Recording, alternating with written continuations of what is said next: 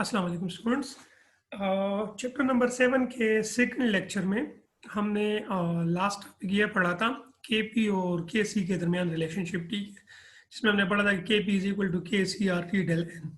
और फिर इसमें से ये 3 पॉसिबिलिटीज़ थी कि जो केपी और के सी में उसमें कौन सी वैल्यू ज़्यादा होगी, कौन सी वैल्यू कम होगी, या ये दोनों बराबर होंगी। वो डिपेंड करता है डेल एन की वैल्यू पे। और डेल एन क्या है? ये प्रोडक्ट और रिएक्टेंट जो गैसेस होते हैं, यानी गैसियस प्रोडक्ट और रिएक्टेंट के कोफिशिएंट्स का डिफरेंस होता है, जो कि हम बैलेंस केमिकल इक्वेशन से पुट कर सकते हैं। इसके बाद फिर मैंने आप लोगों को ये 3 एग्जाम्पल, जो 3 पॉसिबिलिटी के 3 एग्जाम्पल मैंने आपको दिए थे, ये 3 एग्जाम्पल आप लोग और अदर रिएक्शन भी एग्जाम्पल के तौर पे ले सकते हैं। और फिर ये पास्ट ईटा के जो एमसीक्यूज है, उसमें से ये 2 एमसीक्यूज मैंने डिस्कस किए थे, जो कि केपी और केसी के दरमियान रिलेशनशिप से आ सकते हैं। अच्छा, इसके बाद हम डिस्कस करेंगे सेकंड में फिर रिलेशनशिप बिटवीन केपी एंड के x. Kp equilibrium constant in terms of partial pressure, whereas Kx is equilibrium constant in terms of mole frictions. ठीक है? So again, according to Dalton law of partial pressure, जो कि chapter number 4 में है, कि partial pressure of gas A is equal to the product of mole friction of gas A into total pressure. इसमें से Pa represent कर रहा है partial pressure of gas A को, XA रिप्रेजेंट कर रहा है mole friction of gas A को, और कैपिटल P जो यहाँ पे नजर आ रहा है, P रिप्रेजेंट कर रहा है टोटल प्रेशर को। ये total pressure basically equilibrium mixture का, जिसमें जितने भी गैसेस मौजूद है, वो रिएक्टेंट साइड पे हो या प्रोडक्ट साइड पे हो, उनका कंबाइंड प्रेशर होगा। ठीक है? मोल फ्रैक्शन क्या है? ये सेकंड लेक्चर में मैंने आपको बताया था कि मोल फ्रैक्शन किसी भी मिक्सचर में एक कंपोनेंट के मोल्स को जब हम टोटल मोल्स पे डिवाइड कर देते हैं तो उस रेशो को हम मोल फ्रैक्शन कहते हैं। ठीक है? नाउ अब इक्वेशन 1 क्या हो जाएगा? तो हम इस तरह कर सकते हैं कि ये तो मैंने पार्शियल प्रेशर ऑफ ए के लिए लिख दिया। अगर मैं बी के लिए लिखना चाहता हूं तो ये हो जाएगा partial pressure of B is equal to x B into P. C के लिए हो जाएगा partial pressure of C is equal to x C, यानी mole fraction of C into P.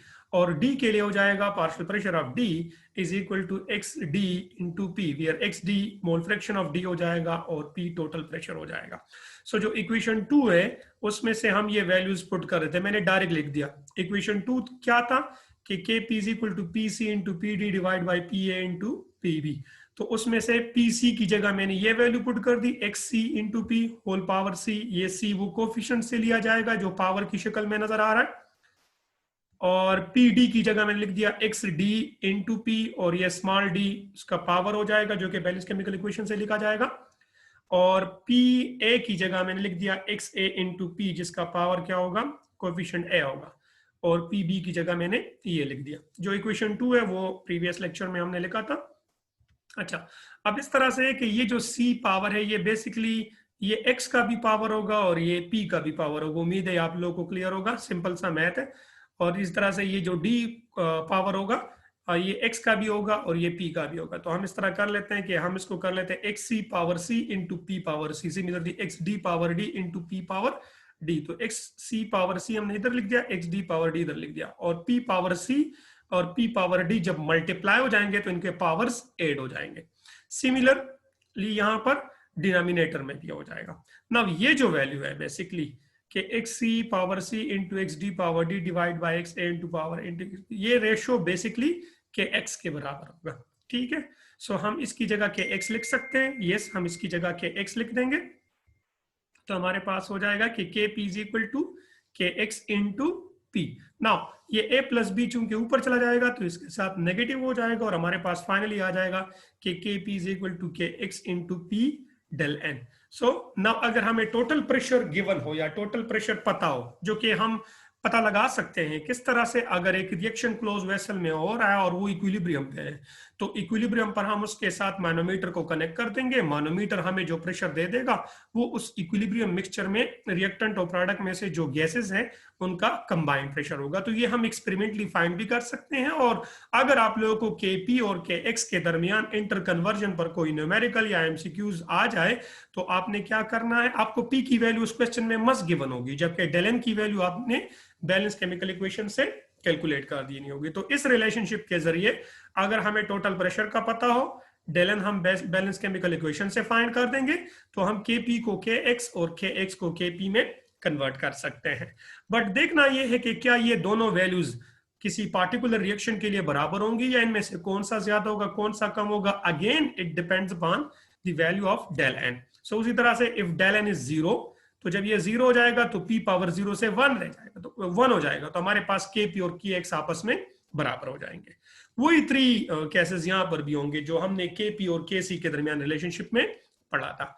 If del N is positive मतलब greater than 0, तो फिर kp की value उस रिएक्शन के लिए kx से ज्यादा आएगी, यानी इक्विलिब्रियम पे पहुंच गया एक रिएक्शन जो कि गैसियस रिएक्शन है। हमने पार्शियल प्रेशर से kp कैलकुलेट किया और मोल फ्रैक्शंस की वैल्यू से kx कैलकुलेट किया। kp की न्यूमेरिकल वैल्यू kx से ज्यादा आएगी, इसका मतलब ये है। और क्यों ये इस इक्वेशन से हमें क्लियर हो सकता है, क्योंकि अगर डेल एन की वैल्यू 1 भी हो जाए लेट सपोज, तो फिर kp is equal to kx into p।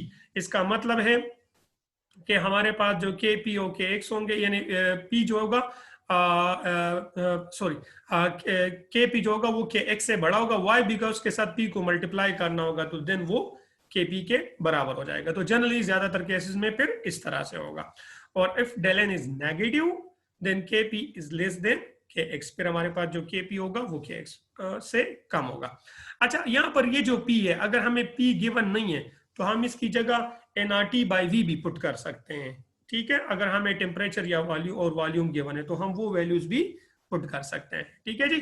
So book में अगर आप लोग देख ले तो उसमें से एक स्टेप थोड़ा सा आगे गए हैं और इसमें kp is equal to kx into RT by v put किया हुआ है, तो हम वो भी इसकी जगह पुट कर सकते हैं।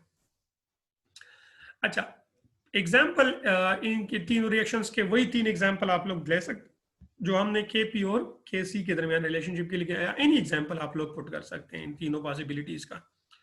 अच्छा, अब डिस्कस करना है relation between kp and kn। kp और kn के दरमियान रिलेशनशिप डिस्कस करना है। ठीक है, अगेन हम डाल्टन लॉ पुट कर ले लेंगे कि partial pressure of A is equal to mole fraction of A into total pressure. But इस टाइम मोल फ्रैक्शन किसके बराबर है, तो वो हमने प्रीवियस लेक्चर में पढ़ा था कि मोल फ्रैक्शन ऑफ A बराबर होगा moles of A divide by total moles. यहाँ पर जो कैपिटल N है ये total number of moles of all gases in the system को रिप्रेजेंट कर रहा है। यहाँ पर सिस्टम से मुराद इक्विलिब्रियम मिक्सचर है। ठीक है जी। सो XA बराबर होगा NA डिवाइड बाय N, तो उसकी जगह हमने ये लिख दिया। नाउ यहाँ हम ऐसे भी कर सकते हैं कि इस N को इधर ले आए, तो NA is equal to P divide by N, क्योंकि ये वैल्यू जो कि पैरेंथेसिस में लिख दी ये सब के लिए कांस्टेंट होगी। ये PA के लिए यानी A के लिए भी यही वैल्यू होगी, B के लिए भी, लेकिन मोल्स सबके एक जैसे नहीं हो सकते। NA moles of A। इसी तरह से PB के लिए हो जाएगा NB into P by N। PC यानी पार्शियल प्रेशर ऑफ C, उसके लिए हो जाएगा मोल्स ऑफ C यानी NC into P by N। Partial pressure of D, उसके लिए हो जाएगा मोल्स ऑफ D यानी ND into P by N। So NA number of moles of A हो गया और capital N basically total moles को रिप्रेजेंट करता है। लेकिन ये वैल्यू सबके लिए सेम होगी क्योंकि टोटल प्रेशर और टोटल मोल तो सबके लिए सेम आएगा। अब ये वैल्यू हम इक्वेशन 2 में पुट कर देते हैं जो kp का इक्वेशन है। तो A की जगह ये लगा लेंगे, B की जगह इधर B हो जाएगा, C की जगह इधर C हो जाएगा एंड सो ऑन। तो हमने डायरेक्ट लिख दिया, PC की जगह हमने ये लिख दिया, PD की जगह हमने ये लिख दिया, PA के लिए हमने ये लिख दिया और PB के लिए हमने ये लिख दिया। नाउ अब हम मोल्स को एक साइड पे कर देते हैं। अब ये P by N power C और P by N power D जब मल्टीप्लाई जाएंगे तो C प्लस D सम हो जाएगा। Similarly P power by N power A और P by N power B जब मल्टीप्लाई होंगे तो इनके पावर सम हो जाएंगे। ठीक है, सो ये नजर आ रहा है आप लोगों को। अब ये जो वैल्यू है NC power C into ND power D divide by NA power A into NB power B, ये बेसिकली KN के बराबर है। ठीक है, तो उसी तरह से ये KN हो जाएगा और जब ये ऊपर चला जाएगा तो साइन माइनस हो जाएगा और ये डेल N के बराबर हो जाएगा। तो ये हमारे पास KP और KN के दरमियान रिलेशनशिप ये कि KP is equal to KN into P by N del N। Now यहाँ पर P क्या है, ये टोटल प्रेशर है और यहाँ पर N क्या है, ये टोटल मोल्स है। ये टोटल मोल्स ये एग्जैक्टली ये अब हम बैलेंस केमिकल इक्वेशन से नहीं पुट कर सकते। ये N वो एक्चुअल मोल्स होंगे जो कि इक्विलिब्रियम पे मौजूद होंगे। ठीक है, वो टोटल मोल्स, यानी अगर हमारे पास हमने जो रिएक्शन एज्यूम किया तो वो A plus be giving C plus D लिया है ना, तो इसमें से moles of A, moles of B, moles of C, moles of D equilibrium पर जितने जितने मौजूद होंगे उन सब का सम ये टोटल मोल्स होगा। तो अगर हमें मोल्स गिवन है हमें टोटल प्रेशर गिवन है और हमें के एन गिवन है, तो हम के पी को कैलकुलेट कर सकते हैं। डेल एन हम बैलेंस केमिकल इक्वेशन से ले लेंगे। अगेन 3 पॉसिबिलिटीज होंगी। अगर डेल एन 0 होगा तो हमारे पास के पी और के एन की वैल्यू बराबर होंगी हमेशा। और क्यों बराबर होंगी? क्योंकि जब डेल एन 0 हो जाएगा सो ये इक्वेशन हो जाएगा K P is equal to K N P by N power 0। अब पावर 0 जो होता है वो 1 के बराबर होता है, तो ये टर्म 1 हो जाएगा और ये बराबर होगा। अगेन डेल एन पॉजिटिव होगा तो के पी की वैल्यू के एन से ज्यादा होगी, नेगेटिव होगा तो के पी की वैल्यू के एन से कम होगी। ठीक है जी। सो नाउ अब हमने के पी के सी के दरमियान रिलेशनशिप फाइंड किया, के पी के एक्स के दरमियान फाइंड किया, के पी के सी के एन के दरमियान फाइंड किया। अब इनको कंबाइन कर लेते हैं, तो ओवरऑल जो रिलेशनशिप आ जाएगा चारों के दरमियान वो इस तरह से आ जाएगा कि K P is equal to K C R T del N is equal to K x R T by V del N is equal to K N P by n del n. ये इन तीनों के दरमियान combined relationship आ गया। Now इस relationship के help से हम एनी टू इक्विलिब्रियम कांस्टेंट्स को एक दूसरे में कन्वर्ट कर सकते हैं। अच्छा, ये R T by V P की जगह लिखा है क्योंकि P is equal to N R T by we.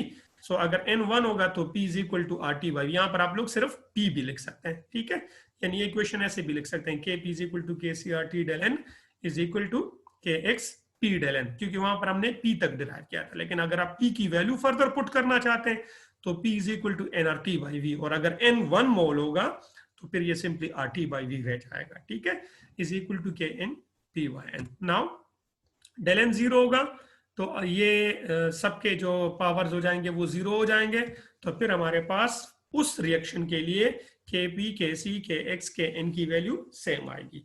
मतलब एक रिएक्शन है जिसका डेल एन 0 है और वो रिएक्शन इक्विलिब्रियम पे पहुंच गया है, इक्विलिब्रियम एस्टेब्लिश हो गया है। नाउ अगर इक्विलिब्रियम पर हम के पी की वैल्यू को कैलकुलेट करते हैं, के सी की वैल्यू को कैलकुलेट करते हैं, के एक्स की वैल्यू को, के एन की, सब की न्यूमेरिकल वैल्यू सेम आएगी। इसका मतलब ये है, तो उस रिएक्शन के लिए सब की वैल्यू, और अगर डेल एन 0 ना हो यानी या 0 से ज्यादा हो यानी पॉजिटिव हो, या 0 से कम हो यानी नेगेटिव हो, तो फिर उस रिएक्शन के लिए ये सारी वैल्यूज एक जैसी नहीं आएंगी। फिर उसकी के पी के सी के एक्स के एन चारों वैल्यूज हम फाइंड कर सकते हैं, लेकिन सब वैल्यूज जो होंगी वो एक दूसरे से मुख्तलिफ होंगी। ठीक है जी। अच्छा जी, अब इस पर कुछ एग्जाम्पल दिए हुए बुक में, मेरे ख्याल से एक एग्जाम्पल है और एक प्रैक्टिस प्रॉब्लम दिया हुआ है। सो एग्जाम्पल इस तरह से कि इक्विलिब्रियम कांस्टेंट Kp, मतलब in terms of partial pressure at 523 kelvin is 0.82। Find Kc eight the same temperature for the following reaction. So now इस एग्जाम्पल में हमें Kp की वैल्यू गिवन है 523 केल्विन पे, जो कि 0.82 है, और हमने Kc की वैल्यू को कैलकुलेट करना है। ये रिएक्शन है कि PCl5 गैसियस स्टेट में डिकम्पोज हो रहा है, PCl3 बना रहा है गैसियस स्टेट में, प्लस क्लोरीन बना रहा है गैसियस स्टेट में। ये डिकम्पोजिशन टाइप रिएक्शन है जिसमें से एक मॉलिक्यूल डिकम्पोज होकर उससे दो मुख्तलिफ मॉलिक्यूल्स बन रहे हैं, और ये एक गैसियस रिएक्शन की भी एग्जांपल है क्योंकि इसमें सारे रिएक्टेंट्स और प्रोडक्ट्स हमारे पास गैसियस स्टेट में होते हैं। तो इस रिएक्शन के लिए हमें Kp की वैल्यू गिवन है और हमें Kc की वैल्यू को कैलकुलेट करना है, जो कि बड़ा ईजी है। टेम्परेचर हमें गिवन है 523 केल्विन, तो ये तो हो गया टेम्परेचर। आर की वैल्यूज जो आइडियल गैस इक्वेशन में आप लोगों ने पढ़ी है चैप्टर नंबर 4 में 0.082 डीएम क्यूब इंटू एटीएम पर केल्विन पर मोल होती है। अच्छा, Kp की वैल्यू गिवन है 0.82 हो गया। डेल एन की वैल्यू हमने कैलकुलेट करनी है। सो डेल एन क्या है जी? अभी कुछ देर पहले मैंने आपको बता दिया कि del N basically gaseous products और गैसियस रिएक्टेंट्स के कोएफिशिएंट्स का डिफरेंस होगा। सो नाउ इस बैलेंस केमिकल इक्वेशन में आपको नजर आ रहा है PCl3 का कोएफिशिएंट क्या है जी? 1 है। यहाँ पे क्लोरीन का कोएफिशिएंट भी 1 है, तो प्रोडक्ट्स का कोएफिशिएंट जो हो गया वो सम, प्रोडक्ट्स के कोएफिशिएंट्स का सम क्या हो गया जी? 2 हो गया। अब रिएक्टेंट की तरफ आ जाते हैं। सो रिएक्टेंट में PCl5 है जिसका कोएफिशिएंट 1 है। सो मैं 2 से 1 माइनस करूं तो इससे 1 आ जाएगा, तो डेल एन की वैल्यू हमने फाइंड कर ली। नाउ अभी कुछ देर पहले हमने डिराइव किया कि Kp is equal to Kc into R T power del N. ठीक है, हमें Kp की वैल्यू गिवन है, हमें Kc की वैल्यू को फाइंड करना है। तो Kp की वैल्यू मैंने यहाँ पे लगा ली, Kc हमने फाइंड करनी है, R की वैल्यू 0.0821 है और T की वैल्यू 523 यहाँ पे गिवन है, केल्विन है। ठीक है, और डेल एन की वैल्यू 1 होगी तो पावर 1 लिख दिया मैंने। हम इसको सॉल्व करेंगे तो हमारे पास फाइनली आ जाएगा Kc is equal to 1.91 into 10 to the power -2। इस एग्जाम्पल से आपको ये बात भी क्लियर होगी जो अभी कुछ देर पहले मैंने आपको बताया था कि अगर किसी रिएक्शन के लिए del n की वैल्यू 0 नहीं होगी तो फिर उसकी Kp, Kc, Kx, Kn चारों वैल्यूज एक दूसरे से मुख्तलिफ होंगी। जो इस एग्जाम्पल में आपको क्लियर भी हो गया कि देखें इस रिएक्शन जिसकी del n की वैल्यू 1 है, मतलब 0 नहीं है, 0 से ज्यादा है, तो इसकी Kp की वैल्यू 0.82 है, जबकि Kc की वैल्यू 1.91 इंटू 10 टू पावर -2 है, जिसमें बहुत बड़ा फर्क है। और अगेन आप लोगों को नजर भी आ रहा है कि इसकी Kp की वैल्यू Kc की वैल्यू से ज्यादा भी है। क्यों? क्योंकि हमने पढ़ा था कि अगर del n की वैल्यू 0 से ज्यादा होगी यानी पॉजिटिव होगी तो फिर उस पार्टिकुलर रिएक्शन की जब वो इक्विलिब्रियम पे पहुंच जाएगा तो अगर हम इक्विलिब्रियम पर उसकी Kp की वैल्यू को कैलकुलेट कर लेते हैं और Kc की वैल्यू को कैलकुलेट कर लेते हैं सेपरेटली, सो हमारे पास Kp की न्यूमेरिकल वैल्यू Kc से ज्यादा आएगी, जो कि इस एग्जांपल में भी आपको नजर आ रहा है। ठीक है, सो ये और भी वेरीफाई। और अगर del n की वैल्यू लेट सपोज -1 होती तो फिर हमारे पास Kc की वैल्यू इस Kp की वैल्यू से ज्यादा आती, 0.82 से ज्यादा आती। लेकिन इस रिएक्शन के लिए तो वो नहीं होगा। अगर आप इसका रिवर्स एज्यूम कर लेते हैं कि PCl3 और Cl2 को रिएक्टेंट साइड पर लिख लेते हैं और PCl5 को प्रोडक्ट साइड पर लिख लेते हैं, तो फिर हमारे पास इस रिएक्शन के लिए del n की वैल्यू -1 हो जाएगी और फिर आपके साथ ये वैल्यू नहीं आएगी, फिर Kc की वैल्यू Kp से ज्यादा आएगी, यानी 0.82 से ज्यादा आएगी। अच्छा, दूसरा एक प्रैक्टिस प्रॉब्लम है, वो भी मैंने सॉल्व करवाया है। एग्जाम्पल, ये असल में एग्जाम्पल तो बुक में सॉल्व है लेकिन मैंने फिर भी करवा लिया। जो कि प्रैक्टिस प्रॉब्लम है वो बुक में सॉल्व नहीं है, वो भी मैंने करवाया 7.2। इसमें क्या है कि we put 10 moles of N2O into DM³ container. ठीक है, हमने 10 मोल लिया N2O। N2O को कहते हैं नाइट्रस ऑक्साइड, N2O इसको लाफिंग गैस भी कहते हैं। उम्मीद है आप लोगों ने प्रीवियसली चैप्टर्स में पढ़ा भी होगा। N2O नाइट्रस ऑक्साइड, ठीक है, इसको डाई नाइट्रोजन मोनोऑक्साइड भी कह सकते हैं। ठीक है, इन अ 2DM³ कंटेनर, 2DM³ कंटेनर के अंदर हमने ले लिया at the same temperature where it decomposes according to this reaction. ठीक है, ये बैलेंस केमिकल इक्वेशन हमें गिवन है कि हमने 10 मोल N2O ले लिया 2DM³ कंटेनर के अंदर, वो डिकम्पोज हो गया, उससे N2 बन रहा है और O2 बन रहा है और एक सर्टेन टाइम के बाद हमारे पास इक्विलिब्रियम एस्टेब्लिश हो गया। चलिए जी आगे क्या पूछ रहे हैं। At equilibrium 2.2 mole of N2O remains, calculate the value of Kc for this reaction. अच्छा, अब कहा यह जा रहा है कि इक्विलिब्रियम पर हमारे पास 2.2 मोल N2O स्टिल मौजूद है, तो फिर इस रिएक्शन की इक्विलिब्रियम पर इक्विलिब्रियम कांस्टेंट की कितनी वैल्यू होगी। तो देख लें, एक बात तो यहाँ पे क्लियर है कि इनिशियल कंसंट्रेशन, इनिशियल मोल जो हमने N2O के लिए हैं तो वो 10 मोल है, जबकि इक्विलिब्रियम पर 2.2 मोल मौजूद है, तो 10 - 2.2 मतलब 7.8 मोल N2O के इक्विलिब्रियम तक प्रोडक्ट में कन्वर्ट हो चुके हैं, मतलब डिकम्पोज हो चुके हैं। ठीक है, तो अब हमें चूंकि ये वैल्यू पता चल गई तो हम इससे N2 और O2 की मोल्स को पहले कैलकुलेट कर देंगे, फिर उसको वॉल्यूम पे डिवाइड कर देंगे और इस तरह से कंसंट्रेशंस आ जाएंगी सबकी, और फिर उन कंसंट्रेशन से हम Kc की वैल्यू को कैलकुलेट करेंगे। ठीक है जी, तो चले सोल्यूशन। तो यहां पर मैंने क्या लिखवाया कि since only 2.2 mole of N2O is present at equilibrium, it means 8.8 mole, sorry 7.8 मोल, ये करेक्ट कर दें, 7.8 मोल। मैं यहां पर इसको करेक्ट कर देता हूं।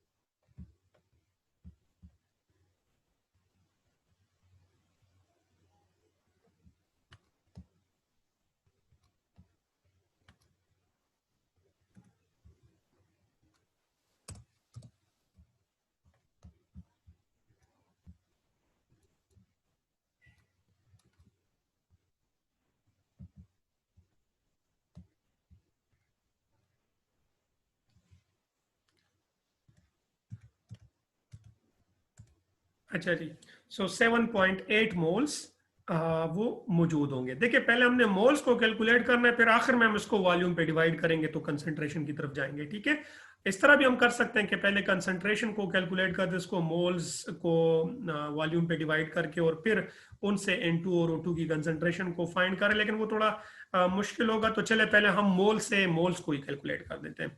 तो since only 2.2 mole of N2O is present at equilibrium, it means 7.8 mole have been converted into product to HU equilibrium. ठीक है, यानी इक्विलिब्रियम HU होने तक 7.8 मोल्स वो N2O के प्रोडक्ट में कन्वर्ट हो चुके हैं। सो नाउ ये हमने रिएक्शन लिख दिया और इसके लिए ना वो आइस टेबल बना लेंगे। अच्छा, आइस, इसको आइस टेबल हम कहते हैं। आइस मतलब इनिशियल, यानी यहाँ पर इनिशियल मोल्स हम लेंगे। सी रिप्रेजेंट करते हैं चेंज इन मोल्स, यानी इक्विलिब्रियम तक मोल में कितना डिफरेंस आया हुआ है दोनों का, रिएक्टेंट का एंड प्रोडक्ट का। और ई मोल्स एट इक्विलिब्रियम, यानी इक्विलिब्रियम मोल्स को रिप्रेजेंट करता है। ठीक है, नॉर्मली हम इसको जब भी पढ़ाते हैं स्टूडेंट्स को तो हम कहते हैं कि यार इस तरह का न्यूमेरिकल जब आ जाए तो आपने उसको आइस टेबल से फॉलो करना है। आइस का मतलब होता है, आई का मतलब होता है इनिशियल मोल्स या इनिशियल कंसंट्रेशन, अगर क्वेश्चन में कंसंट्रेशन गिवन है। सी चेंज इन कंसंट्रेशन या चेंज इन मोल को रिप्रेजेंट करेगा, और ई इक्विलिब्रियम मोल्स या इक्विलिब्रियम कंसंट्रेशन को रिप्रेजेंट करेगा। सो देखें, इनिशियल मोल्स रिएक्टेंट हमने लिए थे 10 मोल, प्रोडक्ट उस टाइम 0 थे, तो देखिए प्रोडक्ट के मोल मैंने कितने नोट किए, 0 मोल। नाउ चेंज इन मोल्स, जैसे कि ऊपर हमने पढ़ा कि 7.8 मोल्स N2O के प्रोडक्ट में कन्वर्ट हो गए, तो चूंकि इसके 7.8 मोल डिक्रीज आ चुका होगा तो इस चेंज को हम नेगेटिव साइन से रिप्रेजेंट कर रहे हैं। ठीक है, देखिए जब भी कंसंट्रेशन में या मोल्स में चेंज आता है तो इंक्रीज पॉजिटिव साइन से रिप्रेजेंट होता है और डिक्रीज नेगेटिव से। उसका रीजन ये है कि जब कंसंट्रेशन में इंक्रीज आता है तो फाइनल कंसंट्रेशन या फाइनल मोल इनिशियल से ज्यादा हो जाते हैं, जिसकी वजह से डिफरेंस पॉजिटिव से रिप्रेजेंट होता है। और अगर मोल्स में या कंसंट्रेशन में through progress of reaction decrease आता है तो फाइनल मोल्स या फाइनल कंसंट्रेशन इनिशियल मोल्स या इनिशियल कंसंट्रेशन से ज्यादा होता है, कम होता है सॉरी, जिसकी वजह से डिफरेंस हमारे पास नेगेटिव में आता है। तो यहां पर मैंने नेगेटिव सिंबल सिर्फ इसलिए लिखा है ताकि आपको यह पता हो कि यहां पर इतने मोल्स डिक्रीज आया हुआ है। नाउ बैलेंस केमिकल इक्वेशन के मुताबिक, अब ठीक है N2O के कंसर्न मोल्स में तो इतना डिक्रीज आया है, लेकिन इक्विलिब्रियम तक, सो बैलेंस केमिकल इक्वेशन के मुताबिक 2 मोल N2O का जब रिएक्ट करते हैं तो 2 मोल N2 बनता है और 1 मोल O2 बनता है। इसका मतलब होता है कि जितने मोल्स N2O के प्रोडक्ट में कन्वर्ट होंगे उतने मोल्स N2 के ही बनेंगे, लेकिन उसके हाफ मोल्स के बराबर O2 के बनेंगे। ठीक है, बैलेंस इक्वेशन। तो अगर 7.8 मोल N2O का प्रोडक्ट में कन्वर्ट हुआ है तो N2 भी इक्विलिब्रियम तक 7.8 मोल ही बन चुका होगा, जबकि O2 उसका आधा बन चुका होगा। तो 7.8 को अगर मैं 2 पे डिवाइड कर दूं तो इससे आ जाएगा 3.9। ये बात मैं फिर रिपीट कर रहा हूं, देखिए बैलेंस इक्वेशन के मुताबिक 2 मोल N2O जब प्रोडक्ट में कन्वर्ट होगा तो 2 मोल N2 बनेगा और 1 मोल O2 बनेगा। तो जैसा कि आप लोग देख रहे हैं कि इक्विलिब्रियम तक 7.8 मोल N2O प्रोडक्ट में कन्वर्ट हुआ है, तो जब 7.8 मोल कन्वर्ट होगा तो N2 भी 7.8 मोल ही बन चुका होगा, जबकि O2 उसका आधा यानी 3.9 मोल बन चुका होगा। सो नाउ इक्विलिब्रियम पर रिएक्टेंट और प्रोडक्ट के कितने मोल्स मौजूद होंगे, तो 10 मोल लिए थे, 7.8 मोल डिक्रीज आया है, मतलब प्रोडक्ट में कन्वर्ट हुआ है, कितना बचा इक्विलिब्रियम पर, 2.2 मोल। वो क्वेश्चन में भी गिवन है। ये चूंकि हमने इनिशियली नहीं लिया था तो प्रोडक्ट की कंसंट्रेशन इनिशियली मोल्स इनिशियली 0 थे। अब इक्विलिब्रियम तक चूंकि N2 7.8 बन चुका होगा तो 0 plus 7.8 is equal to 7.8, and similarly O2 का 0 प्लस 3.9 इज इक्वल टू 3.9। अब हमें इक्विलिब्रियम पर रिएक्टेंट और प्रोडक्ट के मोल्स का पता चल गया, लेकिन हमने Kc कैलकुलेट का, अगर हम ये मोल्स की value directly equilibrium constant expression में पुट कर देते हैं तो ये हमें Kc नहीं Kn की वैल्यू दे देगा, जबकि क्वेश्चन में हमें Kc की वैल्यू गिवन है और फॉर Kc हमें मोल्स की बजाय कंसंट्रेशन को इक्विलिब्रियम कांस्टेंट के एक्सप्रेशन में पुट करना होगा। तो चले पहले इसकी कंसंट्रेशन को कैलकुलेट कर देते हैं।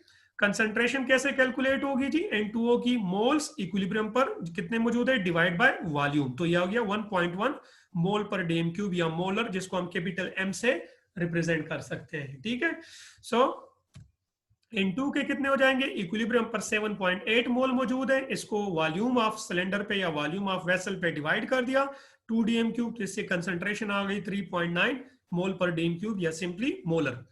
और O2 का भी जब हमने वॉल्यूम पे डिवाइड किया तो 1.95 मोलर आ गई। नाउ हम बैलेंस केमिकल इक्वेशन से इक्विलिब्रियम कांस्टेंट एक्सप्रेशन लिख लेते हैं इन टर्म्स ऑफ कंसंट्रेशन, तो वो हो जाएगा N2 का स्क्वायर O2 का पावर 1 N2O का स्क्वायर, उसमें से ये कंसंट्रेशंस की वैल्यू पुट कर दें, सो 3.9 स्क्वायर, और ये जब हम इसको सॉल्व कर देंगे तो इससे आ जाएगा 24.5। सो इस रिएक्शन के लिए जो Kc की वैल्यू होगी वो 24.5 होगी। अच्छा, यहां पर मैं आप लोगों को बताता चलूं, अगर मैं ये वॉल्यूम पे डिवाइड नहीं करता और मैं इस एक्सप्रेशन में डायरेक्ट ये मोल्स की वैल्यू पुट कर देता तो फिर इसकी Kn की वैल्यू आ जाती। ये आप लोगों के लिए एक तरह का होमवर्क हो गया। आप यहाँ पर मोल्स की वैल्यू पुट कर दें और उससे Kn की वैल्यू कैलकुलेट करें और देखें कि वो Kn की वैल्यू Kc से ज्यादा आएगी या कम आएगी, और अगर ज्यादा आएगी तो क्यों ज्यादा आ रही है, और कम आ रही है तो क्यों कम आ रही है, वो आप टेलन की वैल्यू के बेस पर ये आंसर कर सकते हैं। ठीक है, तो ये आप लोगों का होमवर्क हो गया। इस इक्वेशन में आपने कंसंट्रेशन की बजाय ये मोल्स की वैल्यू पुट करनी है, Kn की वैल्यू कैलकुलेट करनी है और उसको Kc की वैल्यू के साथ कंपेयर करना है, ताकि आपको पता चले कि कौन सी वैल्यू ज्यादा आ रही है और क्यों। ठीक है जी, अच्छा जी, आज के लिए इतना काफी है। इंशाल्लाह नेक्स्ट लेक्चर में हम डिस्कस करेंगे, तो एक या दो लेक्चर मजीद इसमें से होंगे जो कि ये चैप्टर उसमें से कंप्लीट। हम स्मार्ट सिलेबस को फॉलो कर रहे हैं, सो हम ओनली वही टॉपिक यहाँ पर डिस्कस करेंगे जो स्मार्ट सिलेबस में इंक्लूडेड है। ठीक है जी, अपना ख्याल रखिएगा जी, अल्लाह हाफिज।